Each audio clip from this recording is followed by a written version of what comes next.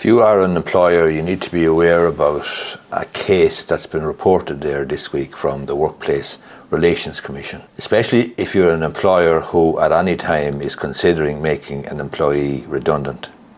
In this particular case, a tech firm has been ordered to pay a sales director €112,000 over the way that they handled or mishandled the redundancy. The background is it's an American tech firm called Pluralsight. The Irish sales director has won an award of €112,000 as a consequence of the way that her redundancy was handled in 2022.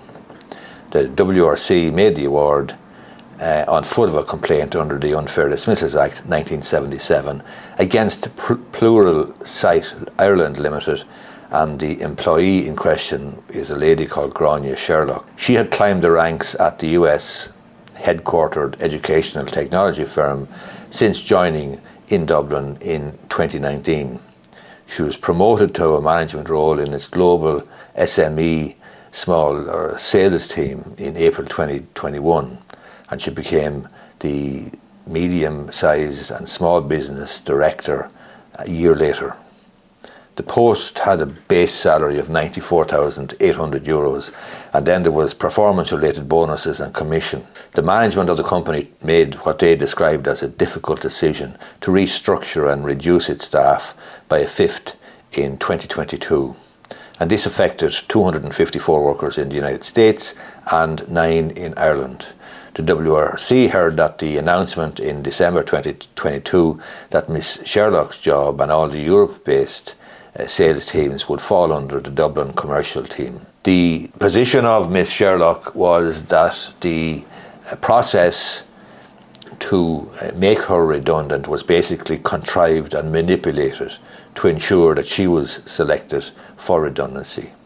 The company denied this. Her case was that there was disquiet between the Dublin commercial team and the SMB team about the attribution of deals. She told the WRC that she often felt ignored and omitted from the Dublin office.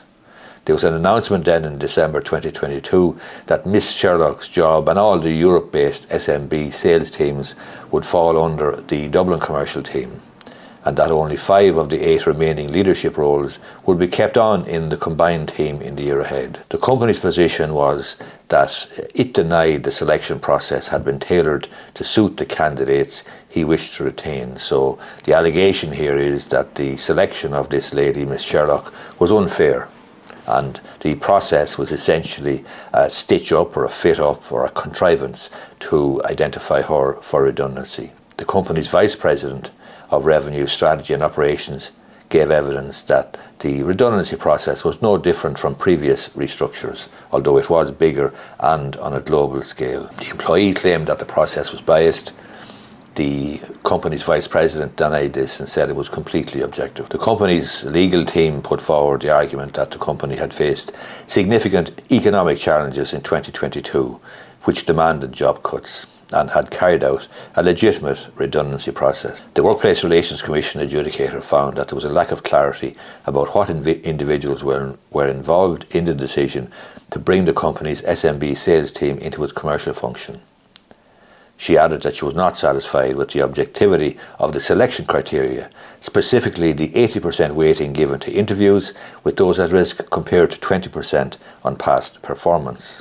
So the adjudicator took issue with the process that the company engaged in. The adjudicator said that the respondent failed to demonstrate where the complainant ranked in the selection process, and furthermore that she was evaluated fairly vis-à-vis other candidates. This, as well as the fact that the company had not given Ms. Sherlock her ranking after the interviews, went against this argument that its process was open and transparent, the adjudicator added. She added that the company Pluralsight was unreasonable not to consider the extension of the consultation period, or to at least have engaged with her on her request for an extension. In setting compensation then for the unfair dismissal, which the adjudicator held to be an unfair dismissal, Miss Turner, the adjudicator, noted that the parties were in dispute on the calculation of Miss Sherlock's losses. The employee's total pay in 2022 was $183,000, the WRC noted.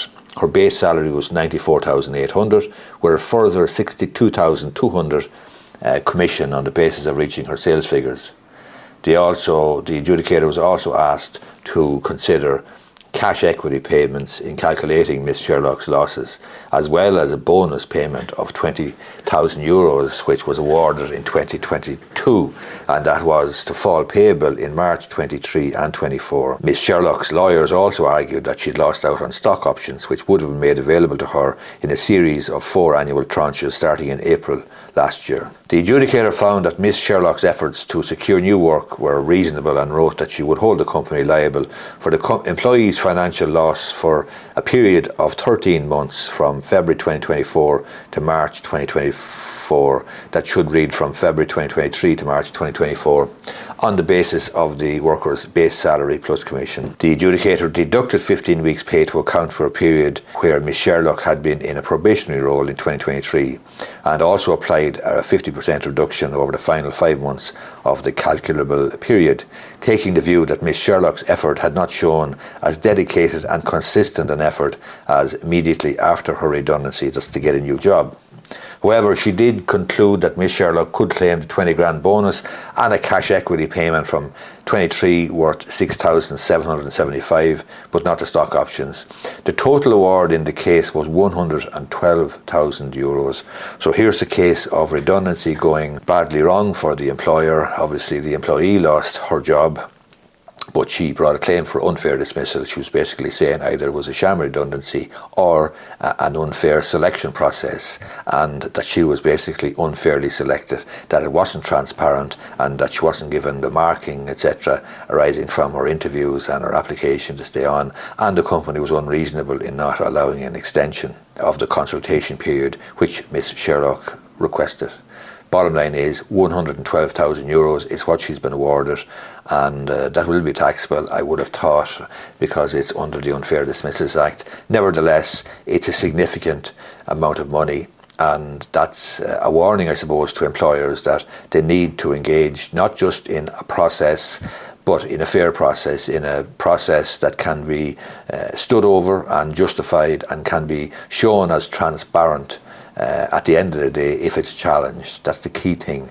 So the employer needs to be careful, because redundancies, badly carried out redundancies, sham redundancies, or redundancies where you have an unfair selection of an employee for redundancy, they can lead to dismissal or to unfair dismissal claims, which ultimately succeed on behalf of the employee and cost the company lots of money. And this case, as I say, the sales director lady, Miss Sherlock, she was awarded €112,000. Hope you find the video useful. If you do, I'd appreciate it if you hit the old thumbs up button down below. Thank you very much.